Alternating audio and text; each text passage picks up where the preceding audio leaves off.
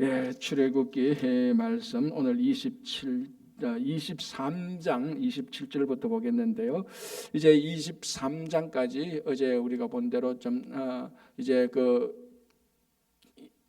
이스라엘 백성들이 가나안 땅에 가서 살아야 될 가장 기본적인 그 법에 대한 이 계명은 다 주었습니다. 그 가장 기초가 이제 십계명이고, 이제 십계명에서 좀 더 이제 확대해서 또 더 구체적인 어떤 법안은 아니죠. 뭐 하나님의 계명들이 주어졌습니다. 그죠?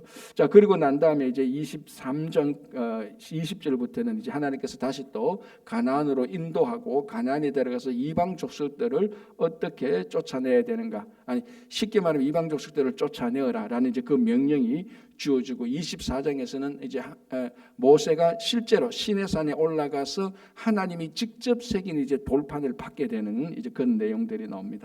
자, 23장 27절 제가 먼저 한번 봉독해 보겠습니다. 내가 내 위엄을 너희에 앞서 보내어. 자, 여기서 내가 말할 때는 하나님이죠. 하나님의 위엄을 앞서 보낸다. 자, 내가 내 위엄을 앞서 보내어 너가 이를 곳의 모든 백성을 물리치고 너의 모든 원수들이 너에게 등을 돌려 도망하게 할 것이다. 자, 여기서 하나님의 위엄을 앞서 보낸다. 이것은 좀 뭐라고 하면 좀 상징적인 그런 표현이죠. 하나님의 위엄, 이게 히브리어의 원뜻은 두려움, 이런 의미가 있습니다. 그러나 하나님의 두려움을 이스라엘 백성들보다 앞서서 이방 민족들에게 보낸다는 겁니다. 그럼 이방 민족들이 하나님의 그 두려움, 그 공포를 보고 이제 우리 말하면 기가 죽게 되고 꼼짝 못하게 되는 거죠. 이건 이제 하나님께서 이스라엘 백성들을 앞서서 인도하시겠다는 그런 의미하고 마찬가지입니다. 자, 그러면은 이방 민족들이 이스라엘 민족들에게 등을 보이겠다. 이건 무슨 말이죠?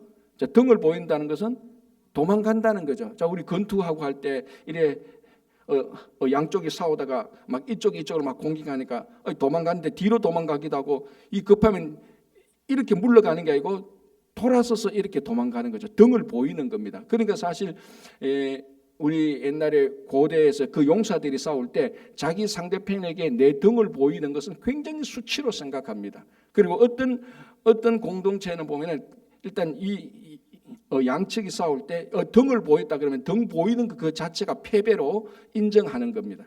자, 하나님께서 하나님의 위엄, 그러니까 더 정확히 하나님의 두려움, 하나님의 그 공포를 이방 민족들에게 보이겠다는 겁니다. 그럼 이방 민족들은 그 하나님의 그 두려움을 보고 이스라엘 민족들이 올 때 등을 돌려서, 비겁하게 등을 돌려서 멀리 도망간다는 겁니다. 자, 그러면은 결국 이 가나안에 들어갔을 때 이방 족속들, 우상을 섬기는 사람들, 이 사람들을 쫓아내고 물러가게 하는 사람은 결국은 누굽니까? 하나님이죠, 그죠?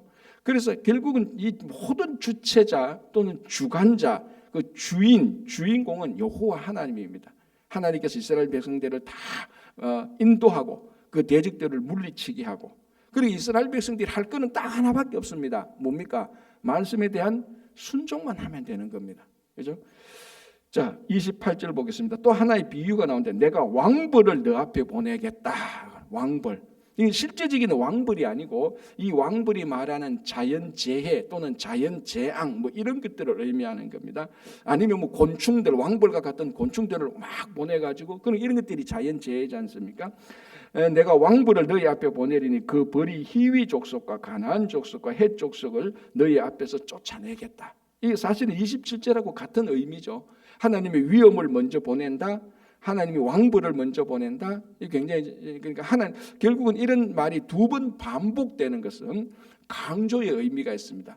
똑같은 말을 두 번 하는 것 또는 똑같은 의미를 두 번 반복해서 하는 것, 이거는 이 일이 실제로 진짜로 이루어진다는 강조의 의미가 있는 것이죠. 그래서 27절, 28절은 사실은 표현은 다르지만 같은 의미입니다. 뭡니까? 하나님께서 이방 족속들을, 우상을 섬기는 이방 족속들을 너희 앞에서 쫓아내겠다. 그러니까 걱정하지 말고 하나님의 인도하심을 따라 말씀에 순종해서 가나안에 들어가라, 이런 말하고 같은 것입니다. 그러니까 우리가 여기 이민 광야에서 살 때 이런 일은 여전히 오늘날 우리들에게 주시는 하나님의 약속하고 똑같은 것이죠. 우리가 우리에게 닥친 이 대적들을 물리친다고 하지만 결국은 하나님께서 우리의 대적들, 뭐 여러 종류의 대적들이지 않습니까? 뭐 그 실제로 인간관계도 있고 물질이나 건강이나 뭐 신분이나 여러 많은 대적들이 있지만 하나님께서 왕부를 보내어서 하나님의 두려움을 보내서 그들을 다 대적해서 쫓아내겠다라는 하나님께서 우리를 보호하시는 약속이 되는 겁니다. 자, 29절 보겠습니다. 그러나 그 땅이 죄송합니다. 28절 다시 볼게요. 내가 왕부를 너희 앞에 보내리니 그 벌이 히위 족속과 가나안 족속과 그 헷 족속을 너희 앞에서 쫓아내리라. 그러나 그 땅이 황폐하게 되므로 들짐승이 번성하여 너희를 해할까 하여 1년 동안에는 그들을 내 앞에서 쫓아내지 아니하고 너가 번성하여 그 땅을 기업으로 얻을 때까지 그들을 너희 앞에서 조금씩 쫓아내리라라고 말합니다. 자, 지금 이 무슨 표현인가 하면 하나님께서 뭐 왕부를 보내고 뭐 하나님의 두려움을 보내기 위해서 이방 족속들, 자, 여기서 이방 족속들은 이 쫓아내는 이방 족속들은 자, 우리가 이제 한 가지 중요하게 생각해야 될 게 이 사람들 인권과 기본권을 가진 기본적인 사람, 이런 사람들을 보는 게 아닙니다. 지독하게 온 머리끝에서 발끝까지 우상으로 꽉 배어 있는 우상 숭배자들입니다. 이게 이제 사실 가끔 이제 우리 성경을 이제 비난하고 기독교를 비판하는 사람들이 좀 안다고 해서 이제 구약을 좀 읽고가면서 야, 이 사람을 쫓아내는 이런 하나님 말이지 인권도 없고 기본권도 없고, 그러니까 오늘날 우리가 생각하는 한 그 이방 민족들, 그러니까 이스라엘 사람들에게 이방 민족 다른 인종들 타 인종들이지 않습니까? 그러니까 오늘날 우리가 타 인종을 바라보면서 이 사람들에게도 존귀한 인권과 기본권이 있고 하는 이렇게 보는 관점하고 여기서 가나안 하나님 약속의 땅에 들어갔을 때 있는 그 이방 민족들을 보는 그 기본적인 전제가 다르다는 겁니다.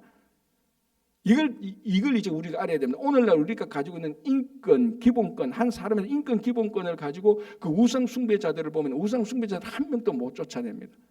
그런데 거기에 있는 가나안에 살고 있는 히위 족속, 헷 족속, 뭐 여섯 족속은 인권, 기본권을 가진 사람이 아니고 이 사람들 한 명 한 명이 다 우상 숭배자고, 더 쉽게 말하면 한 명 한 명이 전부 다 우상 덩어리들입니다. 그러니까 우상 덩어리들, 우상은 쫓아내야 되는 것이지 그 우상 안에 뭐 신권이 있고 인권이 있고 그렇게 해다가는 다 망하는 것이죠. 그래서 많은 사람들이 이 이방 민족들하고 같이 타협하고 살아야 되지 않냐. 당연히 그 하나님 타인종하고 타민족하고 같이 살아야 되는 건 맞습니다. 그 사람들 인권과 기본권이 있죠. 우리가 지금 생각하는 대로. 그러나 약속의 땅에 있었던 이 여섯 족속, 이방 족속은 그런 차원의 인권과 기본권의 타인종이 아니라는 겁니다. 이해하시겠죠, 그죠? 완전히 우상 덩어리들입니다. 이 우상 덩어리는 쫓아내야 되지. 그들을 어떻게 야 이제 너희들 우상 그만 섬겨라 이런 게 안 된다는 겁니다.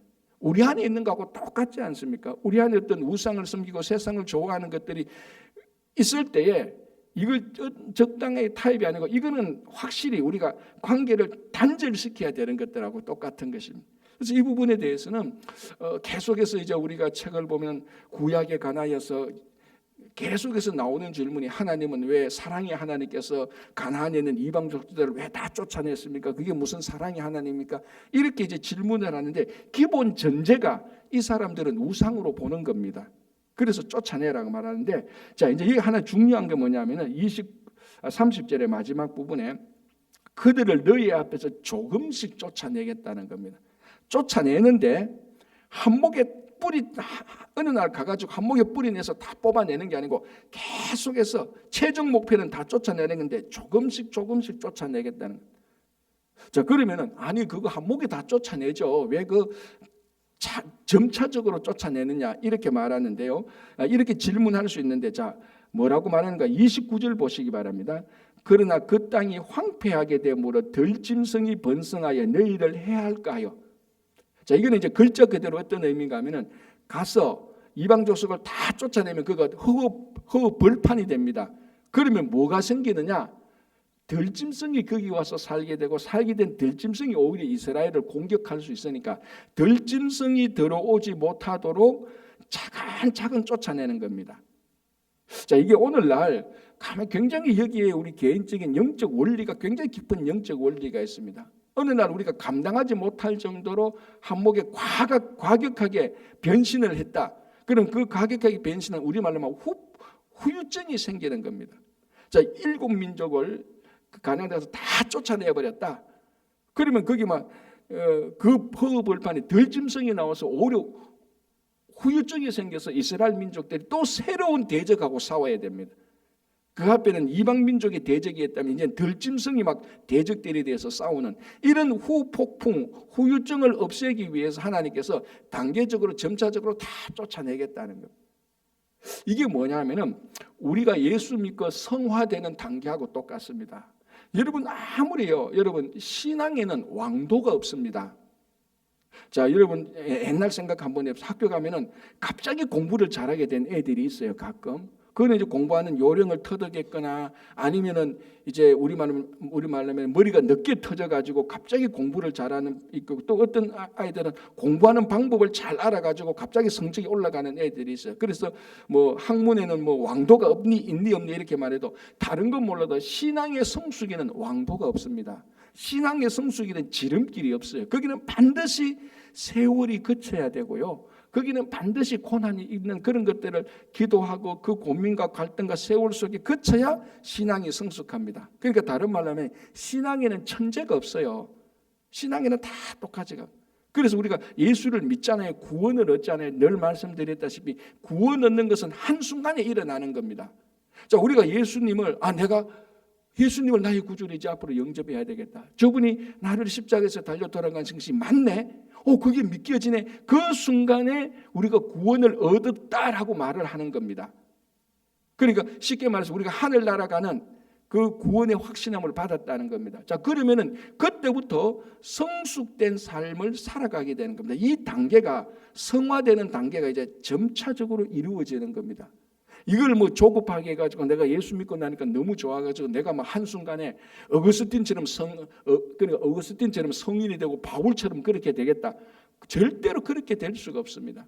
단계가 있습니다. 차근차근히 단계를 밟고 성경을 읽어야 되고 기도도 해야 되고 성도 간의 교제도 해야 되고 교회 생활도 바르게 해야 되고 이런 단계들을 거쳐서 한 사람이 성숙한 성도가 되는 겁니다. 신앙엔 천재가 없습니다. 갑자기 예수 믿고 난 다음에 신앙이 확 올라가는 이런 사람은 없어요. 그래서 예수 믿고 난 다음에 그래서 세월이 중요한 겁니다. 물론 세월이 흘렀다고 해서 다 성숙한 건 아니에요. 여기에도 오해가 없어야 됩니다. 내가 예수 믿은 지 50년인데 50년 돼도요 여전히 유치한 단계에 있는 사람들이 있어요. 그러나 예수 믿고 6개월밖에 안 됐는데 50년 성숙한 것처럼 쑥 올라가는 이런 단계는 없다는 겁니다. 신앙에는 그런 게 없어요. 신앙에는 차근차근 오릅니다. 사도 바울도요 부활하신 예수 그리스도를 믿고 아라비아 광야에 가서 14년 동안 거기서 기도하고 묵상하고 사도들을 만나서 이 말씀이 무슨 뜻인가 묻고 하고 난 다음에 바울이 바울처럼 된 거예요. 그러니까 오늘 여기서도 이방 족속을 쫓아낼 때 한목에 다 쫓아내고 너희들이 가서 땅 정해놓고 마음대로 살아라. 그게 아니고 점차적으로 쫓아내고 점점 우리 신앙 우리 안에 있는 악한 것들이 한목에 막 다 그러니까 내가 이제 예수 믿고 오늘부터 이제 완전히 변화된 성인으로 산다. 물질 욕심도 다 없애고 이것도 저것도 다 없애고 그렇게 안 된다는 거예요. 하나하나씩 목표를 정해서 차근차근히 계속해서 말씀 훈련을 해가면서 기도 훈련을 해가면서 교회 공동체 생활을 해가면서 구제 훈련, 성교 훈련을 해서 차근차근히 다질 때 어느 세월이 지났을 때 성숙한 사람이 되는 겁니다. 그래서 오늘 여기서 30절 끝부분에 너희들을 그 앞에서 조금씩 쫓아낼 것이다. 안 나가는 것처럼 계속해서 올라가는. 그래서 우리가 이렇게 새벽 기도를 나오고 하루 나오고 이틀 나오고 일주일 나오고 한 달 나오고 1년 나오고 2년 나오고 차곡차곡 쌓여져서 어느 날 보니까 뭐 교만은 아니지만 내 신앙이 5년 전보다 좀 잘한 것 같다. 이렇게 되는 겁니다. 그렇죠? 자, 31절 보겠습니다. 다시 내가 너희의 경계를 홍해에서부터 블레셋 바다까지 광야에서부터 강까지 정하고 자, 이 중요한 게 뭐냐면 이스라엘 백성들이 사는 그 경계선 광야와 바다와 그리고 광야와 바다와 강 이 경계를 누가 정한다고요? 하나님이 정한다고 되어 있습니다. 그래서 나중에 이제 또 계명을 보면 어떤 계명이 나오는 거면 하나님이 만들어준 그 경계의 지계표를 마음대로 네가 옮기지 말아라고 말을 하는 거예요. 그러니까 이게 오늘날 우리식으로 보면은 이 민족과 인종과 그 국가의 경계에 주권을 가진 분은 하나님입니다. 그런데 인간이 자기 탐욕으로 내 땅보다 이웃의 땅이 더 좋게 보인다고, 내 땅보다 저 땅이 더 넓다고 해서 인간의 탐욕으로 막 전쟁 일으키고 침입하는 거, 그거 하나님께서 다 싫어하시는 것입니다. 그래서 이 하나님께서 이스라엘 백성들이 사는 경계, 광야와 바다와 강의 경계를 다 정해 놓았다. 이거는 이 경계를 넘어서 이스라엘 백성들이 탐욕을 부려서도 안 되고, 이방인들이 이 경계를 마음대로 침범해서 이 경계표를 마음대로 옮겨서도 안 되는 겁니다. 그리고 이 주권자, 주관자, 이 주체자가 하나님에게서 다시 여기 알려주는 거죠. 우리 삶에 하나님께서 만들어준 경계선, 우리 시편의 용어대로 말하자면 우리에게 주신 기업, 그걸 하나님께서 주신 것으로 우리가 받아들이고 믿고 감사하고 만족해하는 겁니다. 그 탐욕을 버려가서 남의 것을 다, 남의 경계선까지 침입하는 것, 그건 하나님께서 정하신 경계를 무너뜨리는 그런 행위가 되는 것입니다. 자, 32절 보겠습니다. 너는 그들과 그들의 신들과 언약하지 말라. 자, 여기서 그들은 이방 민족이죠. 우상 숭배자들입니다. 여기서 한 번 더 말씀드리자면은 기본적인 인권과 존엄권을 가진 그런 사람으로 보는 게 아닙니다. 우상 덩어리들입니다.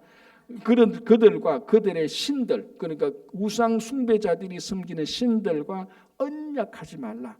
뭐 간단한 말인데 우리가 약간 좀 더 깊게 보면요, 여기서 언약이란 말은 히브리어로 베리터란 말인데 이 말의 원뜻은 쪼개다라는 말입니다. 자, 그러면 언약인데 이 뜻이 쪼개다라고, 이렇게 언약의 원뜻이 쪼개다라는 이 말을 들었을 때 제일 먼저 생각나는 언약이 어떤 언약이 생각납니까? 아브라함의 언약이죠. 그죠? 그래도 눈이 둥그런 사람은 그게 뭔지 지금 모르는 사람들입니다. 하나님이 아브라함과 언약 맺을 때 어떻게 합니까? 진짜 모르는 거예요? 그럼 창세기부터 다시 강의해야 되는데, 이거 다시 해야 되는데 어떻게 합니까? 짐승들을 잡아서 둘로 쪼개잖아요. 이 쪼개는 게 이게 베리트라는 말입니다. 그래서 짐승을 잡아서 둘로 쪼개가지고 언약의 당사자들이 쪼갠 짐승 가운데 두 사람이 다 지나가는 거예요. 요 행위가 언약을 맺는 행위입니다. 이게.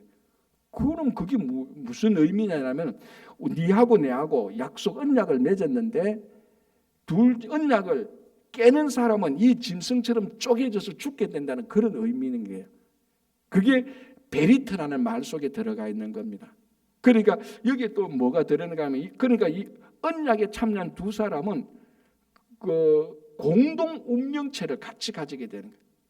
그러니까 이 언약이 깨지면 너나 나나 다 죽는다. 먼저 깨면 너는 이 언약이 깨지면 너 이 짐승처럼 쪼개진다. 그 말이 베리트라는 겁니다.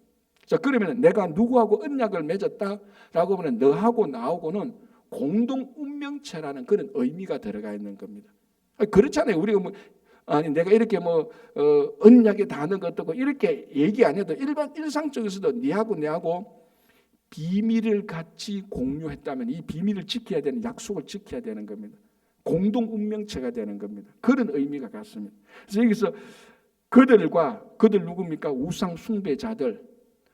그러니까 우상 숭배자들이면서도 우상을 섬기는 그런 그런 생활이 자기 삶 속에 다 배어 있는 사람들, 그런 사람들과 그들이 섬기는 신들과 공동 운명체를 가져서는 안 된다라는 거죠. 당연한 거 아닙니까? 그죠? 그리고 우리 성도가 세상 속에 살고 있지만은, 이 세상을 떠났어도 안 되지만은, 세상 속에 살고 있지만 세상과 공동 운명체가 되어서는 안 되는 겁니다. 우리는 하나님과 공동 운명체가 되는 거죠. 그래서 우리는 누구하고 언약을 맺느냐? 하나님과 언약을 맺은 백성들입니다. 그게 이제 예수 그리스도 보혈 피로 언약을 맺은 것이죠. 그래서 여기서 그들의 신들과 언약도 맺어서도 안 되지만 그들과도 언약을 맺어서는 안 돼요. 그러면은 그 가나안에 살고 있는 이방 민족들의 삶 자체가 어떤가 하면 전부 다 우상을 섬기는 그런 삶이 몸에 다 배어 있는 겁니다. 그죠? 그래서 여러분 우리나라에도 그 옛날에 요즘은 그렇지만 옛날에 전부 다 우상 섬기는 그 집에서 그 굿하고 이런 사람들 있지 않습니까? 샤만이 빠진 사람들, 그 사람들의 삶 속을 보면 다 그런 것들이 몸에 배어 있습니다. 그런 사람들하고 같이 운명 공동체를 마련한다? 그건 하나님께서 허락하지 않는 것이죠. 그래서 너희들이 들어가서 그들과 언약을 맺지 말고 하나님과 언약 맺은 백성이니까 그들과 언약을 맺어서는 안 된다라는 것입니다. 자, 33절 보겠습니다. 그들이 너희 땅에 머무르지 못할 것은 아까 말했죠. 이방 족속들을 점차적으로 하나님께서 쫓아낼 것이다. 그들이 머무르지 못할 것은 그들이 너에게 범죄하게 할까 두렵다. 결국은 우상 숭배자들과 함께 언약을 맺고 같이 살면은 그 사람들의 영향을 안 받을 수가 없고 그 사람들에게 동화되지 않을 수가 없죠. 뭐 가장 쉽게 말하면 생선 가게 들어갔다 와서 내가 가서 그러니까 생선 가게 들어가서 아무 일도 안 합니다. 생선 만지지도 안 하고 주인하고 얘기도 안 해요. 싹 들어가서 아무것도 안 하고 나왔는데도 몸에는 비린내가 난다고요. 그거하고 똑같은 겁니다. 그래서 그 쫓아내는 이유는 너희들이 그들과 우상 숭배자가 될까 하나님의 거룩한 염려죠. 그래서 그들을 쫓아내라고 말을 하죠. 자, 그러면 이제 마지막에 이렇게 되어 있습니다. 너가 그 신을 섬기면 그것이 너의 올무가 되리라라고 말합니다. 자, 이건 굉장히 중요한 우리 삶의 통찰이 있는 겁니다. 우리가 무엇을 섬기면은 그 섬기는 것은 반드시 우리들에게 올무가 됩니다. 함정이 된다는 거죠. 자, 좋은 의미로 우리가 하나님을 섬기면 하나님이 내게 올무가 돼요. 근데 하나님이 내게 올무가 된다는 건 좋은 거예요. 여호와 하나님이 뭐 이제 여기서 올무 이것은 나쁜 의미가 아니고 내가 하나님과 얽혀버리잖아요. 그거 제일 좋은 거죠. 여호와 하나님. 왜? 내가 하나님을 섬기니까. 그러니까 내가 섬기는 대상과 나는 반드시 얽히게 되어 있습니다. 당연한 거죠. 지극히 당연한 겁니다. 그래서 우상 숭배자들을 쫓아내라고 한 이유는 그 사람의 인권 기본권의 문제가 아니라 너희들이 그들과 함께 있으면은 그들과 반드시 얽히게 될 것이다. 그러면 너희들은 하나님을 온전히 섬기지 못할 것이라는 겁니다. 그래서 여러분 우리가 무엇을 섬기느냐?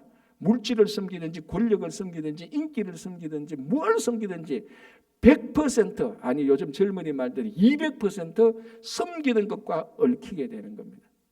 그래서 너희들이 그 신들을 섬기면 우상을 섬기면 그들이 너희들과 올무가 돼서 얽힐 것이다. 그럼 너희들은 당연히 우상 숭배자가 될 것이 아니냐. 그래서 이네들을 차근차근해서 다 쫓아내라고 얘기를 하는 겁니다. 자, 24장 보겠습니다. 또 모세에게 이르시되 너는 아론과 나답과 아비후. 나답과 아비후가 누구죠? 자, 아론은 알죠. 나답과 아비후가 누구죠? 아론의 첫째 아들과 둘째 아들입니다. 그렇죠? 자, 그럼 너는 모세에게 말하는 모세야, 너는 아론과 나답과 나비와 이스라엘 장로 70명, 이 장로들은 리더들이죠, 그죠? 지도자들이죠. 70명과 함께 여호와께로 올라와라. 올라와서 멀리서 경배하고, 자, 이게 어떤 한 곳에 산속 올라와서 그러니까 이 모세, 아론, 나답과 아비후 70명 합해 몇 명 올라갑니까? 갑자기 새벽에 이제 산수가 안 되죠. 74명이 올라갔는데 그 중에 하나님께서 모세만 놔두고 올라왔지만 너희들은 멀리 떨어져라. 아론과 나답과 아비후가 70명은 멀리 떨어지고 모세는 가까이 오는 겁니다. 자, 백성들은 어디 있습니까? 산 아래에 있는 겁니다. 그죠? 자, 지금 이제 그 거리가 그렇게 되는 겁니다. 지금 제가 무슨 말을 하는가 하면요. 2절 보시기 바랍니다. 너 모세만 여호와께 가까이 나아오고 그들은 가까이 나오지 말며 백성은 너와 함께 올라오지 말라. 아예 백성들은 산에 올라오지도 않고 백성들은 산 아래에 있고 아론과 나답, 모세, 아론, 나답과 아비후 70명의 리더들은 올라왔습니다. 올라와서 또 모세만 하나님께 가까이 가고 나머지는 멀리서 떨어져 있습니다. 그러면 여기서 지금 뭐가 보입니까? 하나님과 거리 간격이 보이죠. 모세가 가장 가까이 있고 아론과 나답과 아비후 70명은 모세와는 좀 떨어져가 있고 백성들은 아예 저 멀리 있고, 자, 이 거리를 통하여서 하나님과의 친밀함과 하나님과의 헌신도가 나타나는 겁니다. 이게 굉장히 중요한 거 아닙니까? 그래서 우리가 늘 하나님과 가까이, 얼마나 우리가 하나님과 가까이 하느냐에 따라서 헌신이 결정되어지고 하나님과 친밀함이 결정되어지는 거예요. 우리 보통 이렇게 말합니다. 이게 뭐 좀 약간은 좀 다른 편이에요. 권력도요. 최고 권력자에게 예를 대통령이나 왕이 있지 않습니까? 그 다음에 최고 권력자가 누구겠습니까? 간단합니다. 왕과 가장 가까이 있는 사람이 최고 권력자예요. 그래서 술 맡은 관원장과 떡 맡은 관원장이 그만큼 중요한 거예요. 뭐 직급으로는 국무총리가 더 높고 술 맡은 관원장보다 국무총리가 훨씬 더 높죠. 그러나 왕 앞에 가장 가까이 있는 자가 최고 권력자예요. 거리가 다 결정하는 거예요. 자, 정치도 그런데 우리 신앙도 똑같은 거예요. 하나님과 가까이 하는 자가 하나님의 권력자란 말이 아니고 하나님과 가까이 하는 자가 우리는 가장 하나님을 사랑하고 헌신하는 사람이에요. 그래서 우리가 하나님과 사귐이 중요한 거죠. 그래서 매일 우리가 새벽에 나와서 기도하기도 하고 말씀을 보기도 하고 그래서 늘 우리가 하나님과 가까이 하는 겁니다. 이것 자체가 우리가 하나님과 함께 우리가 더 좋아하고 하나님을 더 사랑하고 더 헌신하는 게 되어가 있습니다. 멀리 떨어진 사람 헌신도가 떨어지죠. 자, 그래서 74명을 불러서 모세만 하고 너희들은 좀 떨어지고 백성들은 멀리 있으라. 그래서 자, 우리들은 지금 어느 정도 이제 우리 각자가 이제 한번 보는 게 내가 하나님과 얼만큼 가까이 있나? 하나님과 내 사이에 뭐 중간에 끼어든 건 없나? 취미 생활이 있든지 물질이 있든지 권력이 있든지 인간관계가 있든지 직장에서 뭐 어떤 직위가 있든지 이런 것들이 하나님과 내 사이에 중간에 끼어든 것 이런 것이 없이 바짝 하나님께 붙어야 되는 것. 지금 그 관계성, 이 거리를 통해서 하나님과의 관계성을 우리들에게 보여주고 있습니다. 자, 3절 보겠습니다. 모세가 와서 여호와의 모든 말씀과 그의 모든 율례를 백성에게 전하매 그들이 한 소리로 응답하여 이르되 여호와께서 말씀하신 모든 것을 우리가 준행하리다. 이게 이미 앞에서 19장에서 한번 있었어요. 하나님께서 모세를 통해서 쉽게 말하면 이럽니다. 이스라엘 백성들이 이 말씀을 지킬 수 있는가 한번 물어보라 그랬습니다. 모세가 이스라엘 백성들에게 가서 너희들이 하나님의 말씀을 지킬 것인가? 너희들이 지킨다면 하나님께서 너희들을 보호해 주실 것이다. 그러니까 이스라엘 백성 전부 다 우리가 그 말씀을 다 지키겠다고 약속했어요. 오늘 또 나타나는 겁니다. 24장 3절에 여호와께서 말씀하신 모든 것을 우리가 준행하리이다 했죠. 7절 보시기 바랍니다. 언약서를 가져다가 백성에게 낭독하여 듣게 하니 그들이 이르되 여호와의 모든 말씀을 우리가 준행하리이다. 이미 이스라엘 백성들은 그 시내산에서 이제 하나님과 진짜 언약을 맺지 않습니까? 언약을 맺을 때 이미 그 앞에서도 그리고 언약을 맺을 때 몇 번이나 반복해서 우리가 하나님의 모든 말씀을 지키겠습니다 했어요. 그럼 하나님께서는 내가 너희들의 모든 것을 다 보호하고 책임지겠다. 이게 언약의 핵심이에요. 사실은 언약의 핵심은 하나님의 말씀을 우리가 지키면은 하나님은 우리를 다 보호해 주시겠다. 그게 뭐 가장 쉽게 말하면 언약의 핵심 내용입니다. 자, 누가 이 언약을 먼저 깨트립니까? 하나님께서 이스라엘 백성들을 안 보호하신 적이 있습니까? 없잖아요. 한 번도 하나님은 우리 시편의 용어대로 말하면 하나님은 주무시지도 않고 이스라엘 백성들을 24시간 보호하고 지키고 인도하셨습니다. 그런데 하나님의 모든 말씀을 지키겠다고 했던 이스라엘 백성들은 틈틈이 깨져. 그런데 이 언약의 일반적인 약속이라면 이미 약속은 한번 어겼기 때문에 깨어지는 겁니다. 그런데 이 언약은 하나님께서 아브라함에게 이미 말씀하신 이 언약도 하나님께서 아브라함에게 미리 했던 그 언약이 확대되어서 여기서 계속 이어지는 겁니다. 그런데 하나님께서 아브라함과 그 후손들에게 맺었던 가장 언약의 기초는 뭐냐면은 하나님의 신실함이라고 제가 몇 번 말했습니다. 이스라엘 백성들이 그 약속을 깨도 하나님의 신실함을 가서 다시 또 다독거려서 또 약속을 지키는 자를 또 끌어당겨요. 그래서 계속해서 오는 겁니다. 이게 바로 하나님의 언약과 우리 인간이 말하는 약속과의 근본적인 차이입니다. 약속은 네하고 내하고 약속인데 네가 약속을 안 지키면 그 약속이 이미 깨진 거하고 마찬가지죠. 그러나 하나님의 언약은 이스라엘 백성들이 그걸 깨도 하나님의 신실함 사랑함으로 또 깬 약속을 하나님께서 다시 또 회복시키고 하는 겁니다. 그런데 오늘 여기서 이제 그 약속을 지키는 조건이 뭔가 하면 이스라엘 백성들이 아주 뭐 담대하게 나옵니다. 우리가 모든 약속을 지키겠습니다라고 고함을 지르고 막 이때는 막 진짜로 뭡니까 막 의기투합했습니다. 우리가 하나님의 말씀을 지키면 하나님께서 우리를 지켜주신단 말이죠. 보호하신단 말이죠. 그럼 우리가 다 지키죠. 막 의기투합해서 물을 때마다 1초의 재고도 없이 다 지키겠습니다 얘기했습니다. 그런데 이게 가나안을 향해서 광야로 갈 때 가는 곳에 물이 좀 없을 때 이미 앞에서도 봤지만 또 나타납니다. 물이 좀 없을 때 약간만 피곤하면은 약간만 누구하고 관계가 비틀리면은 이방 민족이 좀 쳐들어온다는 소문만 들으면은 대부분 모세한테 가가지고 네가 우리를 죽이려고 여기 끌고 왔느냐라고, 또 언제 하나님의 모든 말씀을 지키겠다는 거 싹 다 잊어버리고 모세를 통해서 하나님께 어게인스트하는 그런 모습들이 이제 또 이 출애굽 약속 지키 계명이 하고 난 다음에 또 나타나는 겁니다. 특히 민수기에서는 막 계속해서 나타나는 거죠. 그건 이제 그때 보고, 일단 지금은 이스라엘 백성들이 분명히 자기들이 말했습니다. 우리가 모든 약속 지키겠다라고 얘기한 거죠. 그러니까 율법을 다 지킬 수는 없는 건데 일단 이스라엘 백성들이 그렇게 얘기를 했습니다. 자, 또 한번 보겠습니다. 4절. 모세가 여호와의 모든 말씀을 기록하고, 자, 이 구절이 사실은 중요한 겁니다. 오늘날 창세기, 출애굽기, 레위기, 민수기, 신명기가 우리들에게 남아있는 근거가 여기 있는 겁니다. 왜?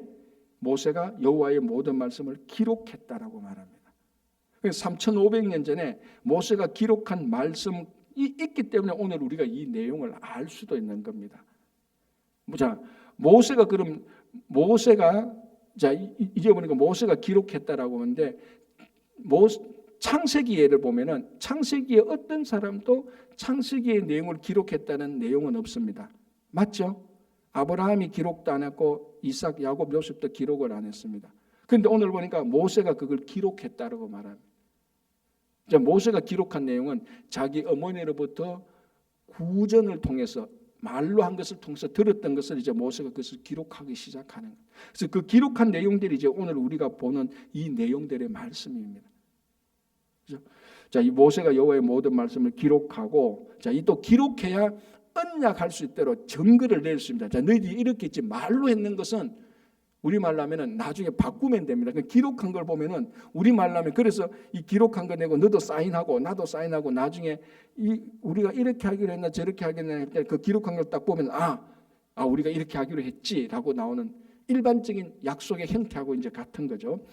모세가 여호와의 모든 말씀을 기록하고 이른 아침에 일어나 산 아래에 제단을 쌓고, 자, 제단을 쌓는 것은 하나님 앞에 나아가는 표시죠, 그죠? 제단을 쌓고 이스라엘 12지파대로 12기둥을 세우고, 자, 이제 언약을 맺습니다. 언약을 맺는데 하나님께 제단을 쌓고 12기둥은 12지파로 되기 때문에 하나님과 언약하는 이 상대자들이 누군가를 밝히는 겁니다. 누굽니까? 12기둥. 12기둥은 누굽니까? 12지파. 12지파는 누굽니까? 이스라엘 모든 백성들.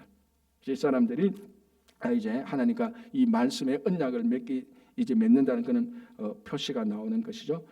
자, 이스라엘 자손의 청년들, 이 청년들은 이제 거기서 일 도와주는 사람들입니다.